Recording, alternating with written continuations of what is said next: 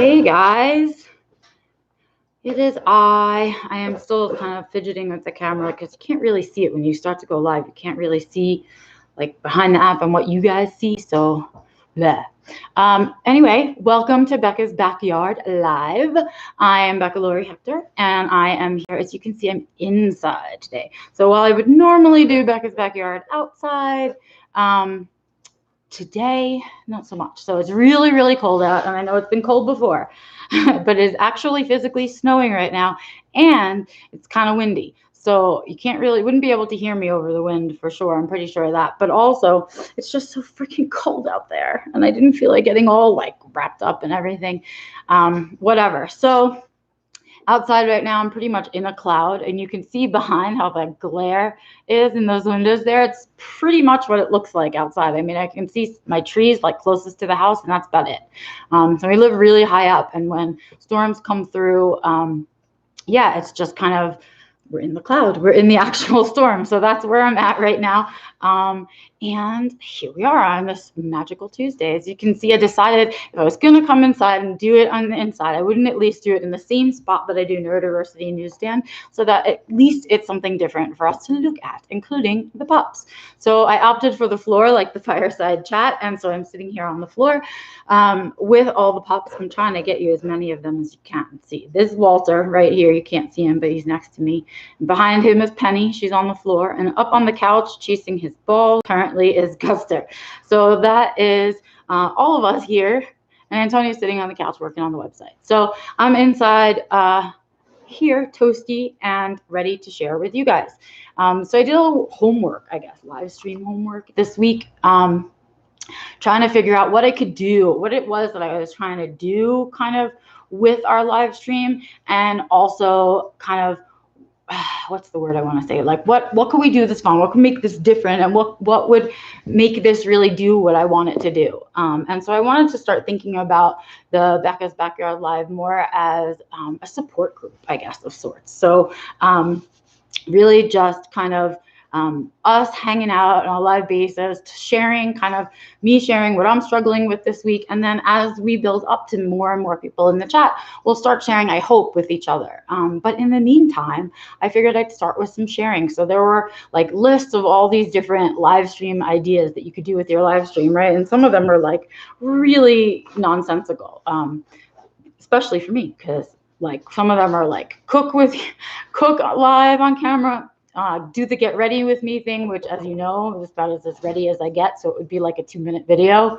And some other, oh, it's Gussie.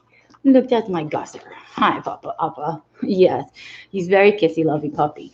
Oh, he's not finished with kisses. So stop puppy biting. But yeah, so I looked through them, and there were a lot of them that were just kind of silly, and I couldn't really, I don't know, they didn't feel like me. It felt like I would be pretending. So what I decided is the only one of the ones that really kind of struck out to me was sort of, it's like storytelling, tell a story. So I think this week, that's what I'm going to do with you guys, is I'm going to tell the story. Yeah, he's very cute, Nancy. He is very cute, and he often gets what he wants because he's so cute, but he's also demanding of attention.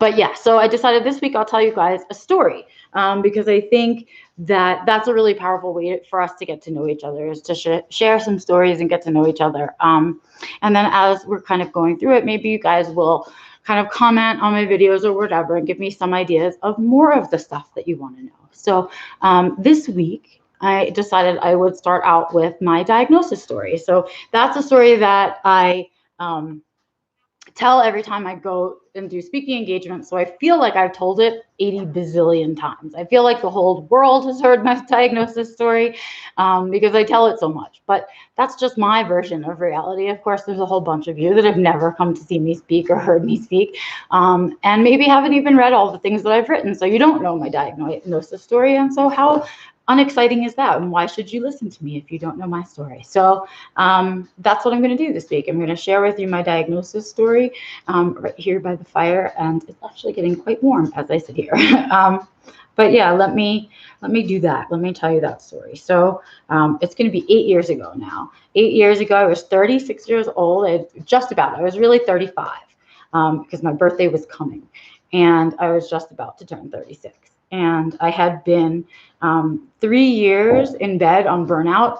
It was definitely an employment burnout situation. And I had just climbed back into my childhood bed at my mom's house and said, kind of, I give up. I don't get it. I don't know why I can't make it all work. I don't know why. It always goes wrong. Like what, I couldn't get it. I didn't get it. And I was so just tired of trying, just so tired of trying to make it all work and it never working. And so I just gave up. I just threw my hands in the air and I climbed into bed and I said, I don't even know why I'm here, basically. So I was like that, depressed and suicidal, and didn't leave my bed for about 3 years. And then coming close to the 3-year mark, I I'd always had migraines, and they had started to change a little bit. And so I was having some smells that were going along with my migraines, instead of just my usual, which was usually like floaters or some kind of visual or something letting me know. So of course, because I'm a paranoid human being and I know a little bit about science, so I think that I know everything. So that was going on, and no one else could smell the smells that I was smelling. So I knew that it was like originating for me. So I started where everyone smart starts, which is, WebMD. So I went on WebMD and I looked around there, and I wasn't really very satisfied with the information that I was finding. And so I went to the next best source, Wikipedia. So I went onto Wikipedia and I started looking for my symptoms, and I was getting responses to my searches like brain tumor and olfactory hallucinations and all of these really scary brain possibilities going along with it. And sort of as I was going through all of that, I was like, you get into that like click coma where you're just like clicking along at the things you find interesting. And so at that point, oh, you can see, this is Francine. Francine is our visiting basset hound. She is on vacation here with us and hanging out in our house. And she's so sweet and loving, and she likes to be pet a lot.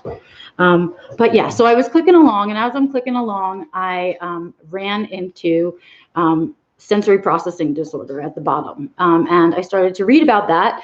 And don't you know, oh, she really wants to be hugged right now. Okay, Francine, it's enough. And so I was reading about the sensory processing disorder, and it was so familiar. It was just so common to me. I was like, wow, this is really, feels really familiar, and I really understand this. And maybe I have kind of always been sensitive to everything. Say hi to Nancy. She's saying hi, Francine. And then I went a couple, maybe one or two more clicks from there, and at the bottom, I found Asperger's syndrome.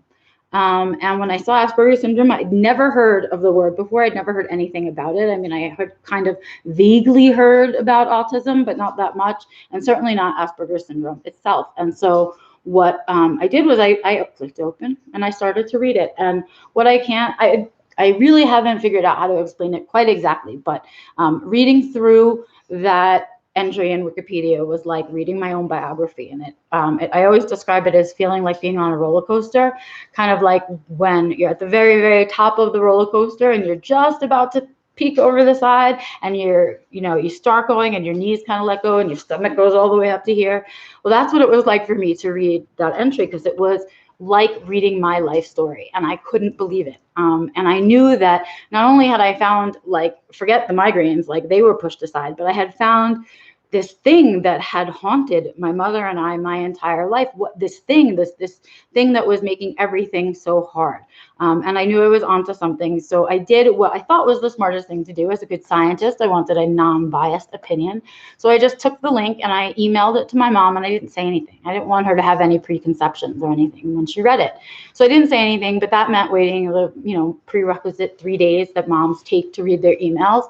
But she did. She finally read it, and she came into my room and she said, "You found it. You finally found it. What do you want to do now?" And that was like a big, huge relief to me, that the person who knew me best, who knew me the most and for the longest, saw what I saw in that piece. It was really validating, I guess. It was validating that I had been struggling my whole life, and it was validating to know that what I saw as the problems, my mom saw too.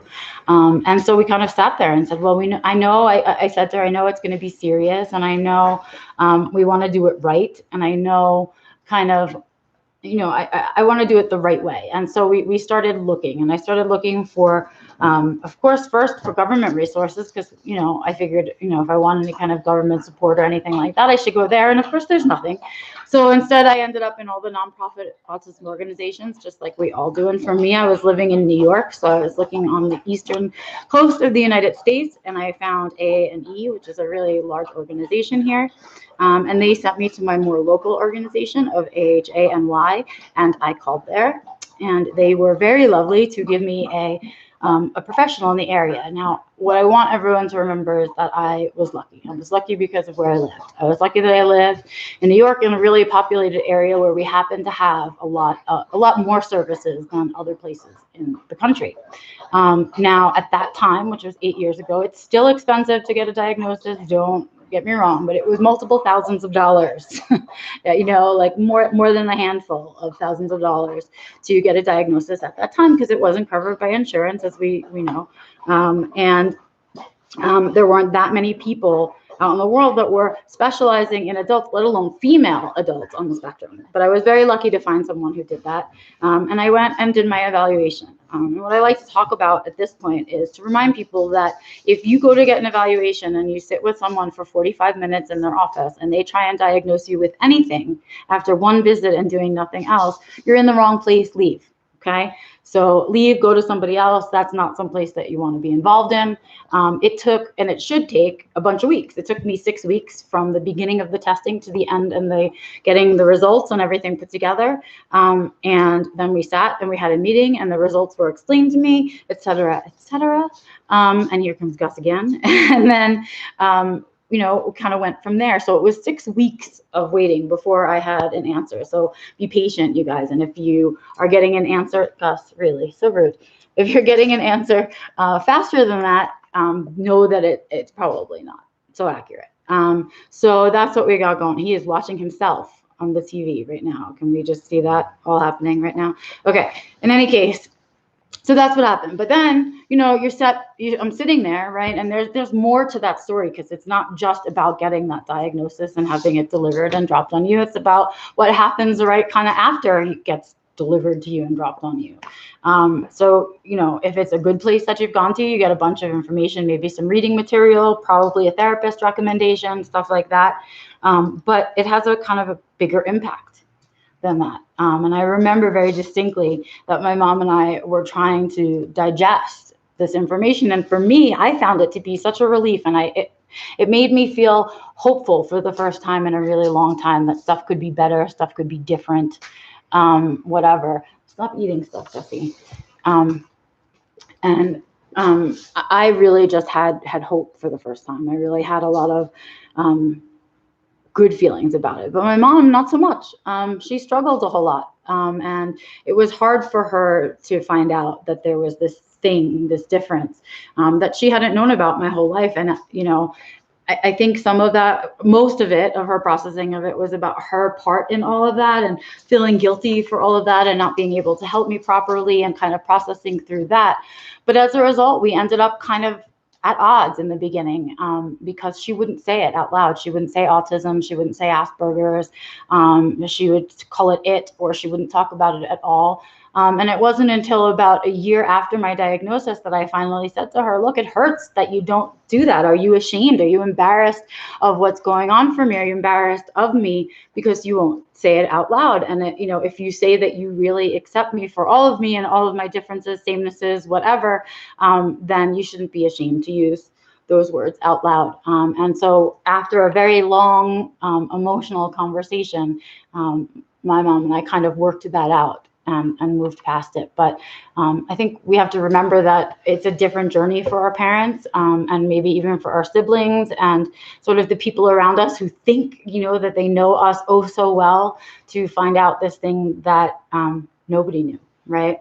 So my mom and I had some growing pains to go through in that. And I certainly had them, because I had to process through what this diagnosis meant, and kind of, what does it mean in my life? What did it open up doors to? What did it close doors to? And then kind of what I always talk about in the first year for everybody, we seem to do this thing where we go back in time over our entire life, like over the course of our whole lives, and like look for the autism everywhere. And then everywhere around you, it's just autism is everything. It's just everywhere, mostly because you've become aware of it.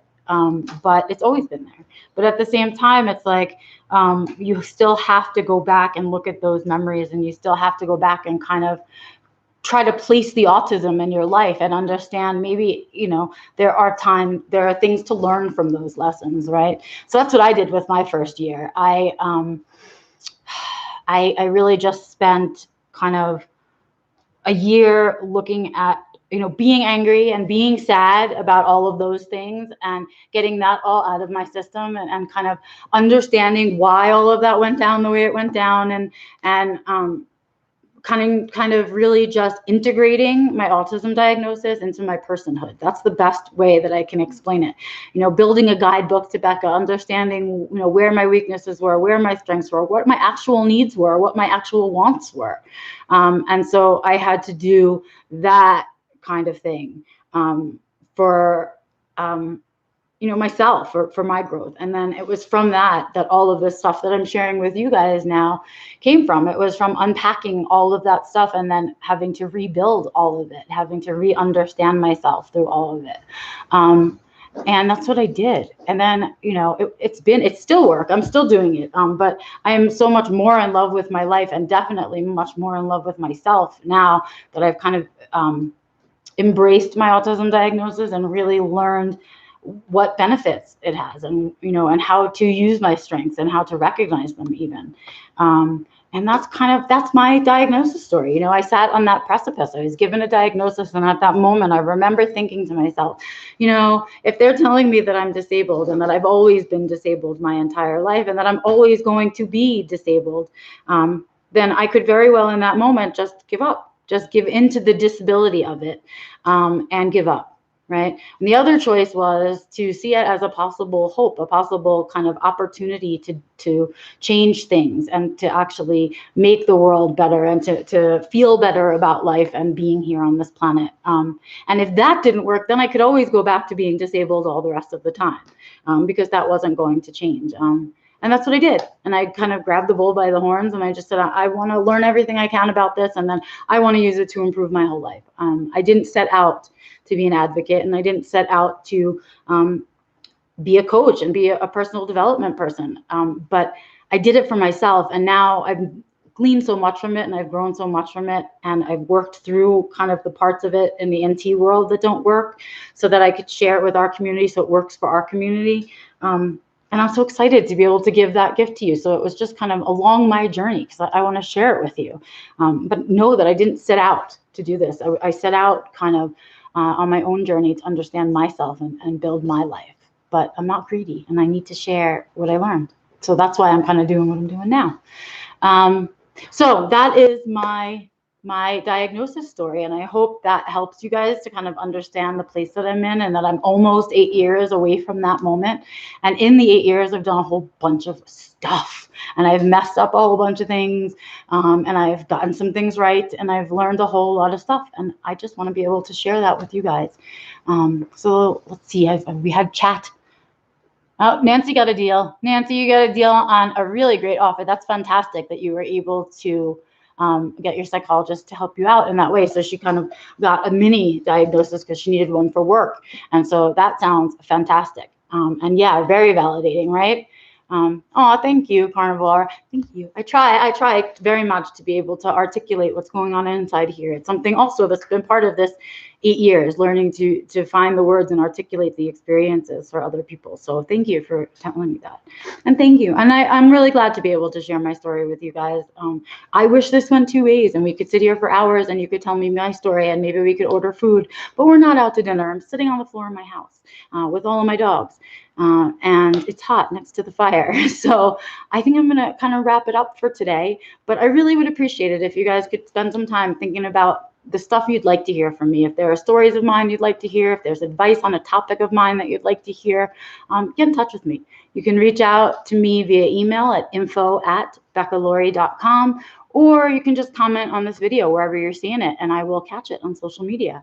But yeah, I'd like to know what's going on for you guys, and I like the idea of this being a support group, of us being able to support each other. Right now it's going to happen in the chat, but we'll figure it out. We'll grow. We'll find space for ourselves. But I really wanted to be able to share my challenges with you and kind of some of my experience so that you know how I got here and why I think, who am I to tell you anything? Well, this is why. Because I've lived it and I want to share it with you. So if you like what I'm doing here on Becca's Backyard Live, please give me a big old thumbs up. Leave me a comment letting me know. If you hate it, thumbs down is fine, but tell me why in the comments. I'd appreciate that. And in general, I'd appreciate any shares or any love or anything like that, just to let me know that the time and energy and spoons that I'm spending doing this are worth it. I love sharing time with you guys, and I look forward to seeing you guys on Friday for a neurodiversity newsstand. Take the time, subscribe to the channel, give me a thumbs up, thumbs down, communicate. I'm here. I want to hear from you. Okay, guys, that's it for me for this week. Sitting on my floor, say bye-bye to the puppies, and I'm going to go snuggle them. I'll see you guys soon. Bye-bye.